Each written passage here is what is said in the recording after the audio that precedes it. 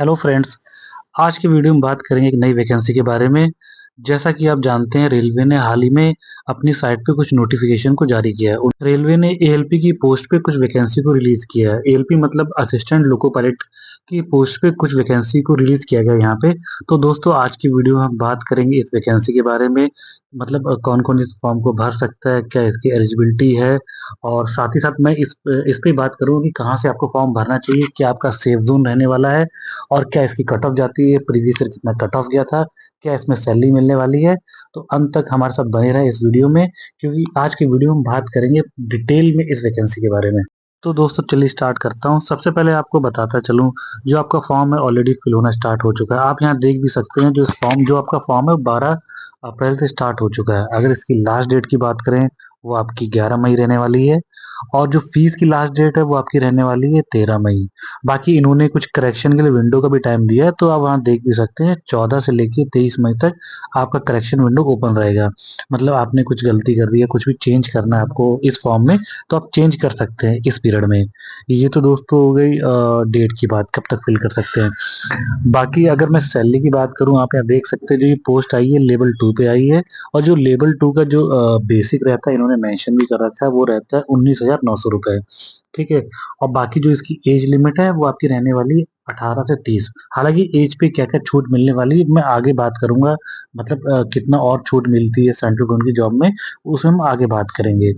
और अगर वैकेंसी की बात की जाए, तो वैकेंसी आपकी है यहाँ पे 9,970, जो कि एक अच्छी खासी वैकेंसी है। बाकी यहाँ दोस्तों आप इस बात का ध्यान रखें, मतलब जो इन्होंने सैलरी बता रखी है 19,900 रुपए, मतलब ये तो आपका बेसिक है। पर होता क्या है एलपी की पोस्ट में कि आपको पक्ष बहुत सारे मिलते हैं। जैसे आप ट्रेन पे चल रहे हैं, मतलब आपकी पोस्ट ही असिस्टेंट लोको पायलट की है, तो इसमें क्या रहता है कि आप असिस्ट करेंगे मेन लोको पायलट को। तो क्या रहता है, जैसे स्टार्टिंग में आपको एक बेसिक ट्रेन दी जाएगी, जैसे पैसेंजर ट्रेन हो गई, इस तरह की ट्रेन दी जाएगी छोटे रूट की। आप वहाँ सीखेंगे। पर उसमें क्या रहता है, जैसे आप साथ में ट्रैवल कर रहे हैं, तो ट्रेन जितनी चल रही है तो पर किलोमीटर पे कुछ रुपए बनते हैं। तो आप जितना मतलब आप ट्रैवल करोगे, या फिर आप जितनी गाड़ी को रन करोगे ट्रेन को, उतना आपको इंसेंटिव मिलेगा, या उतना एक्स्ट्रा पैसा मिलेगा आपको। एक तो ये बेनिफिट होता है सैलरी के अलावा। सेकंड, इसमें एक चीज ये भी होता है, मान लीजिए आपकी ट्रेन लेट हो गई, आपको पहुंचना जिस टाइम पे था, किसी वजह से वो ट्रेन 2 या 3 घंटे जितनी भी लेट हुई, तो जो लेट का जो हो रहा है उसका भी आपको एक्स्ट्रा पैसा मिलेगा यहाँ पे। तो कहता मतलब ये रहता है इसमें कि जो आपकी सैलरी बनती है वो एक 4200 ग्रेड पे के बराबर तक पहुंच जाती है, क्योंकि इतना आपको अलाउंसेस यहाँ पे मिल जाते हैं इस पोस्ट पे। ये तो दोस्तों हो गई सैलरी की बात, मैंने आपको बता दिया किस तरह से आपको यहाँ पे मतलब अच्छी खासी अमाउंट में सैलरी मिलती है, क्योंकि आपके जो एक्स्ट्रा अलाउंसेस है वो इस पोस्ट पे बहुत ज़्यादा रहते हैं। अब दोस्तों बात करते हैं कितनी इस पोस्ट में वैकेंसी आई है। जैसा कि दोस्तों यहाँ चार्ट में भी आप देख सकते हैं, इन्होंने मेंशन कर रखा है जोन वाइज कितनी वैकेंसी आपकी है। अगर मैं टोटल वैकेंसी की बात करूँ, यहाँ पे 9,970 वैकेंसी है। और अगर सबसे ज़्यादा वैकेंसी की बात की जाए, तो आपकी सबसे ज़्यादा वैकेंसी आई हैं, वो आपकी आई हैं सिकंदराबाद जोन में। ठीक है। पर दोस्तों एक सबसे इम्पोर्टेंट बात ये रहती है, लोग कंफ्यूज रहते हैं हमें किस जोन से फॉर्म भरना है। तो मैं आपको बताता चलूँ, सबसे पहली बात, होता क्या है कि मोस्टली जो नॉर्थ में जो जितने स्टेट हैं, वहाँ पे सरकारी जॉब का बहुत ज़्यादा क्रेज रहता है, तो वहाँ के लोग बहुत ज़्यादा पढ़ते हैं, पहली चीज़। सेकंड चीज़ क्या रहता है कि आपका जो कट ऑफ है वो इस बात पे भी डिपेंड करता है कि मतलब आप जिस ज़ोन से फॉर्म भर रहे हैं, उस ज़ोन में कितनी वैकेंसी है। मोस्टली हमेशा ऐसा देखा जाता है कि नॉर्थ के जितने भी ज़ोन है, वहाँ पे कट ऑफ थोड़ा ज़्यादा जाता है साउथ के कंपेयर में।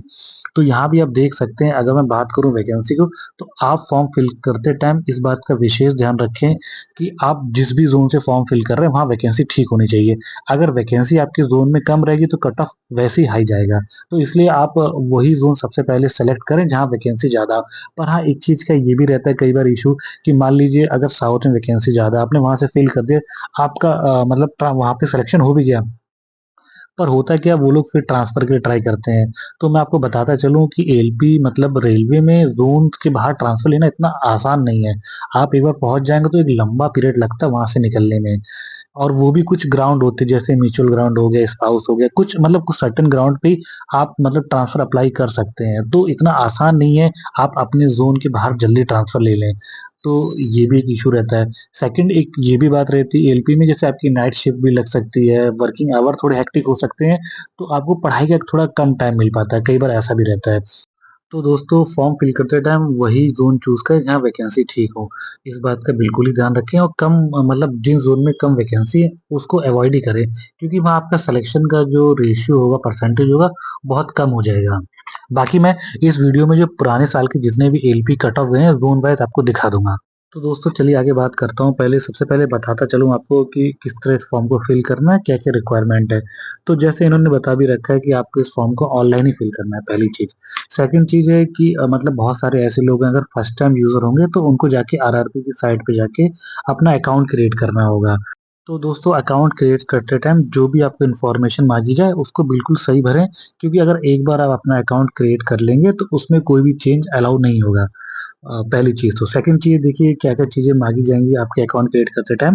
पहली चीज़ तो जैसे यहाँ बता भी रखा है, आपके पास एक वैलिड नंबर होना चाहिए, एक मेल आईडी क्योंकि जो भी फर्दर कम्युनिकेशन होगी एग्ज़ाम से रिलेटेड वो आपका इन्हीं नंबरों और मेल आईडी पे होगा।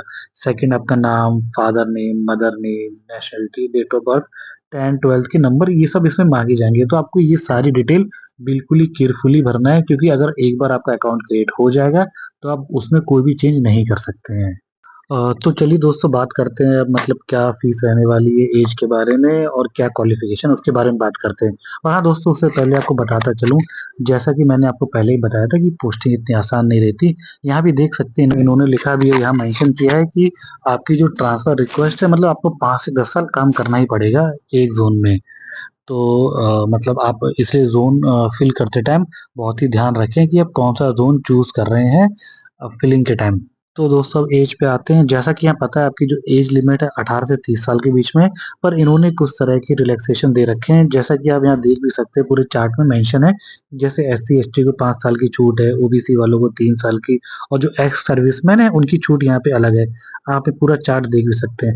प्लस साथ ही साथ एक ये भी रूल रहता है दोस्तों अगर किसी भी एम्प्लॉयी ने किसी आदमी ने सरकारी जॉब कर रखी है और उसको 3 साल कंप्लीट हो चुके हैं, तो वो 40 साल की उम्र तक फॉर्म फिल कर सकता है, ग्रुप सी की पोस्ट को फिल कर सकता है। तो वो चीज़ यहाँ मेंशन भी कर रखा है देखिए कि जैसे यूआर और ईडब्ल्यूएस के लिए 40 साल तक एज है, ओबीसी के लिए 43, एससी-एसटी के लिए 45। इस तरह उन्होंने पूरा चार्ट मेंशन कर रखा है कि एज में किन-किन कैटेगरी में कितनी छूट मिल सकती है। ये तो दोस्तों हो गई आपकी मतलब क्या एज रहने वाली है। अब दोस्तों अगर मैं फ़ीस की बात करूँ, तो जो आपकी फ़ीस रहने वाली है आप यहाँ देख भी सकते हैं, वो आपकी रहने वाली है ₹500 ठीक है? और जो एससी-एसटी कैंडिडेट हैं उनकी फ़ीस रहने वाली है ₹250। बाकी एक चीज़ ये भी रहता है दोस्तों जैसे आप जो पहला राउंड होता है सीबीटी 1 होता है, अगर आप उसमें अपीयर होते देने जाते हैं, तो आपके ₹400 रिफंड कर दिए जाएँगे यूआर कैटेगरी में और जो एससी-एसटी कैटेगरी वाले हैं, अगर वो पहले राउंड का जो पेपर देने जाएँगे, तो उनके ₹250 जो पूरे हैं, वो आपके रिफंड आ जाएँगे। उसके लिए फिल करते टाइम आपको कोई अकाउंट नंबर भी मेंशन किया रहता है, तो आप अपना अकाउंट नंबर देके अपना रिफंड ले सकते हैं। चलिए दोस्तों अब बात करते हैं क्वालिफ़िकेशन के बारे में। तो मतलब यहाँ आप देख भी सकते हैं वो सारे बच्चे जिन्होंने 10th पास कर रखा है प्लस उनके पास 3 साल का डिप्लोमा, आईटीआई डिप्लोमा वो इस फॉर्म को फिल कर सकते हैं। यहाँ बता रखा है आपका डिप्लोमा जो होना चाहिए वो mechanical, electrical, automobile engineering in सब में होना चाहिए। प्लस जो बीटेक वाले हैं वो भी इस फॉर्म को फिल कर सकते हैं और उसके लिए रिक्वायरमेंट ये रहना चाहिए कि आपकी जो बीटेक है वो सीएस या फिर सिविल से ना हो, बाकी किसी भी ट्रेड से हो तो भी आप इस फॉर्म को फिल कर सकते हैं। ये तो दोस्तों हो गई क्वालिफ़िकेशन की बात। चलिए हम बात करते हैं आपका एग्ज़ाम पैटर्न कैसे रहने वाला है और मतलब कितने राउंड होंगे इस एग्ज़ाम में। तो दोस्तों आप यहाँ देख भी सकते हैं इन्होंने बता रखा है जो आपका रिक्रूटमेंट प्रोसेस है वो 5 राउंड में होने वाला है। अगर मैं स्टेज वाइज़ बात करूँ जो आपका पहला स्टेज है यानी सीबीटी 1 है, इसमें आपका टेस्ट रहेगा। सेकंड स्टेज है सीबीटी 2, थर्ड में बता रखा है इन्होंने कंप्यूटर बेस्ड एप्टीट्यूड टेस्ट है, फोर्थ में आपका डीवी रहेगा और पाँचवाँ मेडिकल। तो अब दोस्तों हम लोग एक-एक करके इन सारे टॉपिक पे बात करते हैं कि क्या पहला स्टेज है, क्या सेकंड और किस तरह का इनका एग्ज़ाम पैटर्न होने वाला है। तो दोस्तों जो आपका पहला स्टेज है उसमें आपका एक टेस्ट रहेगा जैसे उन्होंने बता रखा है जो आपका टेस्ट है वो 60 मिनट का रहने वाला है और इसमें 75 क्वेश्चन आएँगे और हर क्वेश्चन आपका 1 नंबर का होगा। बाकी इसमें जो नेगेटिव मार्किंग वो 1/3 रहने वाली है और मतलब ये जो एग्ज़ाम है बहुत सारी शिफ्टों में होगा इसलिए इसमें नॉर्मलाइज़ेशन भी होने वाला है और इन्होंने बता भी रखा है कि किस कैटेगरी के लिए कितने मिनिमम परसेंटेज मार्क्स होने चाहिए।